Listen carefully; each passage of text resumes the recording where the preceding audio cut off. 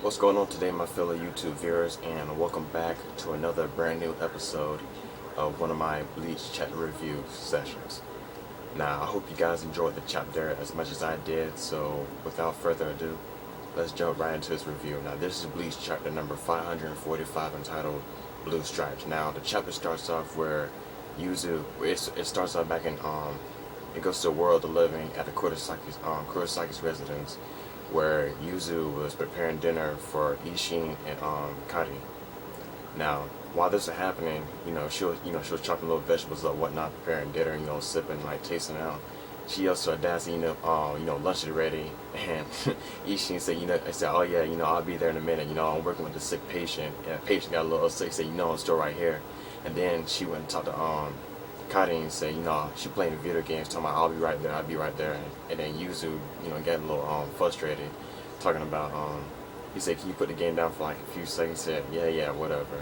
And then she had some concerns, about Ichigo, and she'll wonder, like, whether or not, he'll come back. So, she was a little bit concerned about him, hoping that, he'll come back soon enough from his training, like somewhere else, a little lie that was told to them.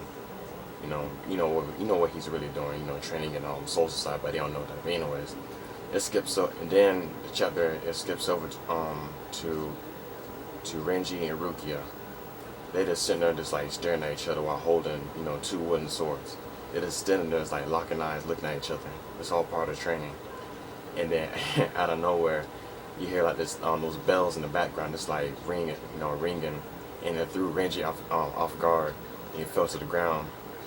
And then he said, oh man, just like cold-blooded or whatnot. And then Rukia, she get on to him and said, you idiot.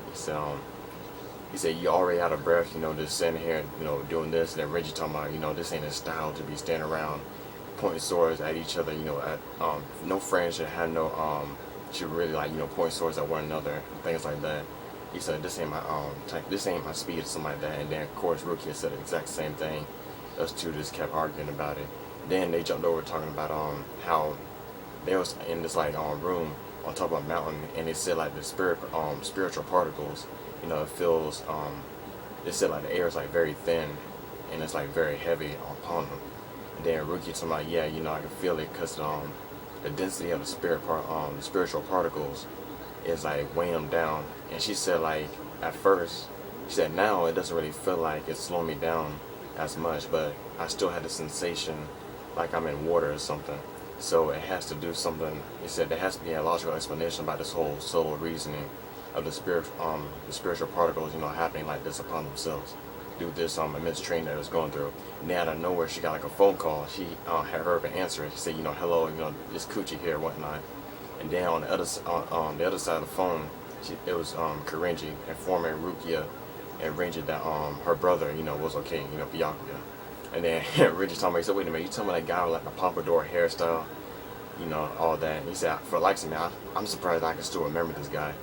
And then it jumps over to where Karenji was talking to Byakuya, talking about, you spend the longest inside that hot spring, just marinating basically. So you spent the longest than anybody else who was in there. They say, I think he said like, he said something to Byakuya, like you up to it or something like that. He said, then Byakuya responded talking about it's something that's not of my concern or something like that. And he's talking about like he doesn't really have the strength like to feel woozy, something like that. And then he went into detail talking about now he has to train, is a requisite or something to build on my stamina so that I can feel, woozy. That's when Korean got a little look at it and said, yeah, you gotta go through that training and whatnot. And then it jumps back over to them that Renji was elated at the fact that his captain, Byakuya, was fine and all that. And so, they was, talking about it. They said, okay, we're happy about it.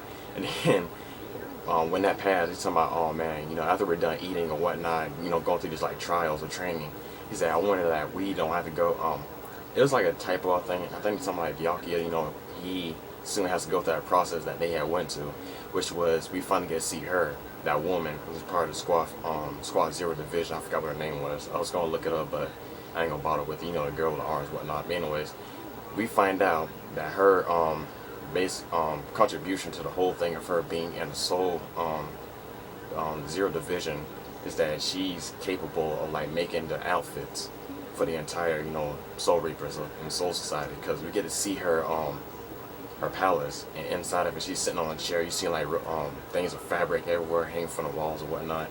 And then Reggie was trying to block out that whole ordeal that had happened when they had went to the palace. Talking about he had to strip down out of his clothes, and then Rukia talking about she said she concurred about the whole fact that he had to he was stripped of his dignity, and that she, you know, of course she went through the same process too. So, you know, all that happened, and then Reggie, you know, going back and forth with her, that woman, talking about she was frustrated at the fact that he didn't want to take off, you know, the rest of his clothes so that she can do the right measurements. And Reggie going against the whole idea, but he said, okay, you know, if you don't comply to my rules and whatnot, then I have to detach, you know, little Reggie. We all know what I mean. He said, okay, it's coming right off. You know, that all that happened, they get the measurements, clothes and whatnot. And while all that happening, you know, they just like sitting there talking. Then we finally get to see that one guy come out. We finally get to see that monk. His name was he's the eyeball monk. His name was Ichibei. Hold on, got his name right here. I was trying to remember it. His name was Ichibei Hiyosube. I think that's pronounced it, eyeball monk. And then he talking about, he said, oh, you guys is like talking about talking like a bunch of chickens out here, you know, just like yapping and stuff. Then he went into detail talking about when y'all first got to my palace, y'all had problems keeping yourselves up, because on your knees. The spiritual particles, the density of the spiritual particles was keeping you down, and you know you couldn't really like resist it. But as time went on, you know, they got used to it. And then he talking about, you know, how about we move the train to the inner sanctum? And they said, okay, we'll do this. And then it switched back over to the Soul Society and Squad 5 Barracks, and it shows Shinji talking to Hiyori, and you see Momo in the background as Shinji was just like yelling on the phone at Hiyori, talking about, you know, oh man, I'm groveling at my knees or whatnot. I just want you to do this simple thing that I'm trying to tell you to do. You know, Hiyori, you know, they're going back and forth at it. And then, you know, while it's happening, Shinji had hung up on her click. She got like frustrated. And then we get to see how she get her shoulder, you know, the rest of the visors. He gave her this a package, and it was signed by Shinji Hiraku and Mayuri Kurisuchi. And she'll wonder, like, you know, since when Soul Society, you know, delivered packages like that.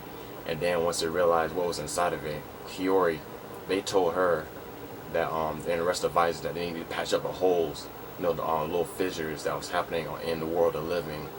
You know, the whole problematic about that balance thing. They had to patch up the holes. And then Hiyori, you know, she was like fired up. She, you know, let's go ahead and do this. And then we see Love and Lisa in the background. They talking about, and Lisa talking about, said, wait a minute. They said like it's something like foreign band or something said. And then Love told me, he said, wait a minute. He said, you really gonna drag us into this?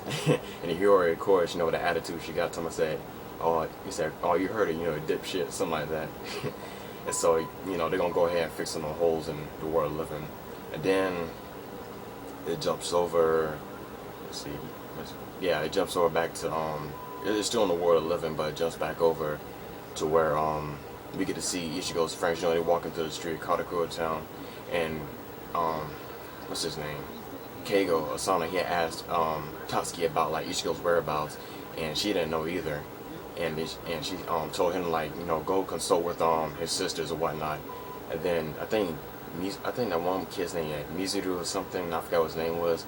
He was talking about, he said, well, if Chad or Hime and Ishida, you know, if they're MIA, then they have to do the whole reason about them helping out in Soul Society and whatnot. So, you know, there's a logical explanation for that. And, you know, for Ichigo whereabouts, saying that he was at like football camp, you know, like soccer practice and whatnot. And then Tatsuki got mad at the fact that, you know, Ichigo made up a lie and whatnot. But you know, as he was like walking through the street talking all that, you know, about their whereabouts. Then that's when we see Shunsui. He said, you know, pardon me. You know, he was talking to them and, you know, caught their attention. And then Keigo told me, he said, no, who was he? And Tatsuki said, you idiot, that's one of Ichigo's colleagues. And then one Mizuru, you know, that kid name, he said, wait a minute, aren't you the captain of Squad 8? Aren't you captain of Squad 8? You know, he said, I recall that somebody in that debacle back in the whole Aranka art, I remember somebody calling you out or something like that. And the Shunsui was surprised at the fact that he would even remember him, considering the fact that those two never talked before, and that he would truly appreciate it if somebody else knew who he was, if it was a woman. You know, Shunsui. But anyways, that Mizuru, I believe, he said there has to be a reason as to why a captain would even come out here and talk to us about something that so must be the utmost importance. And then he said, okay, he said, you know the whole deal about this. He said, he said it's about Ichigo, and that at some point you guys were, Ichigo had to part ways with you guys, and that was the end of the chapter basically. So let's get into this discussion. Obviously, to me it was a good chapter. No action or whatnot, but overall it's still a good chapter. People probably didn't like this chapter. Who to me, I really don't care what they think. I like it. Obviously. Another thing I want to point out too is that I didn't even knew that this chapter even came out today, because I was going to assume that it came out on a Wednesday. But as I went on YouTube and I seen on Facebook too that people said there was two people. There was this guy named Elite. Obviously, you guys may know him. I know him too, but then there was another guy I knew named Take On 101. They had released their video. I said, wait a minute.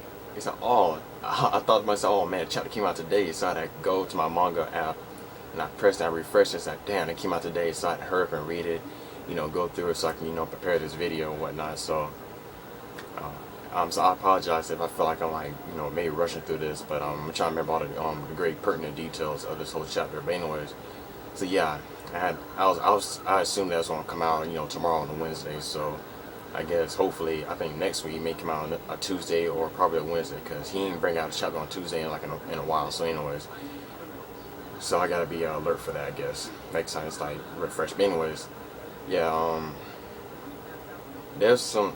Yeah, about the thing about that woman that I had assumed that she was going to do. Wait, hold on. I'm trying to clip my thoughts here. That woman that Renji and Rukia went to in order to get those Shihakushos.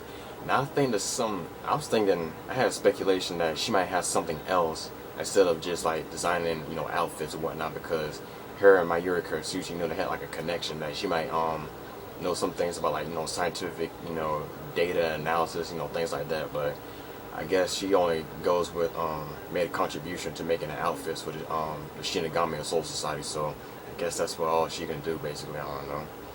I mean, she seemed like a very smart person, but I was shocked at the fact that she was there as a squad member, Royal Guard, to only design the clothes and things like that. So, and then we find that other guy was training Rukia Renji, how to maintain their power and get stronger and whatnot, and all that. But anyways. Now, then switch over to where we get to see Byakuya. He recovered from his injuries. We're glad to see him. A lot of people who are his favorite character, we get to see him up and at him again. So, but his process is going to take a while, because, he's still like a little woozy and whatnot. He doesn't have his stamina up and all that. But anyways, whole situation about Ichigo and his friends that Shunsui had to go to the world of the living and talk to Ichigo's friends about this whole ordeal that they made. Possibly, maybe never see Ichigo again, I guess. I mean, that whole thing that's going on, but, I wonder what's going to happen. I mean, there may be an emotional thing about that, and as chapters keeps going on in the future, so I think something very emotional is going to happen, and I can feel it happening. So, anyways, we get to see, that monk, that guy, we get to see his name for the first time, things like that and whatnot. So I'm glad we get to see him and what his name was and all that, we finally get to see Shinji and Hiyori, those two going at it again constantly. So, that was funny to me. But anyways, we get to see the visors and whatnot again. So, that's pretty good. But yeah, that's pretty much all I got to say today. Leave your thoughts and concerns, your speculations in the comments section down below. Give me your ideas and thoughts for like probably next week's chapter and whatnot. But yeah, I'm sorry this whole thing felt rushed. I was not even aware that this chapter came out today and whatnot. But I made this video for you guys, so, it's out there. But, that's all I got to say for today, guys. Until next time, see you later.